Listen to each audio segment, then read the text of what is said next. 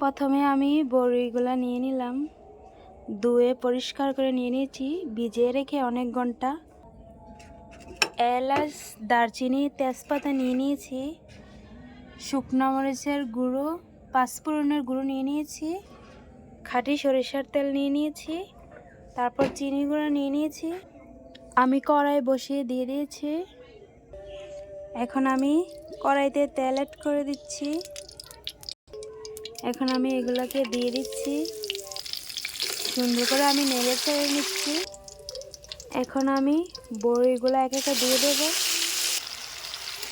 দিয়ে এখন আমি বড়িগুলোকে একটু নাড়িয়ে দিচ্ছি। এখন আমি লবণ অ্যাড করে দিচ্ছি, একটু হলুদের গুঁড়ো অ্যাড করে দিচ্ছি যাতে কালারটা অনেক সুন্দর আসে। পাঁচফোড়ন আর শুকনো মরিচের গুঁড়ো দিয়ে দিচ্ছি, দিয়ে আমি ভালো করে একদম সুন্দর করে নেড়ে চেড়ে নিচ্ছি যাতে মশলাটা একদম মিশে যায় বড়িটার সাথে। এখন আমি চিনি অ্যাড করে দিচ্ছি।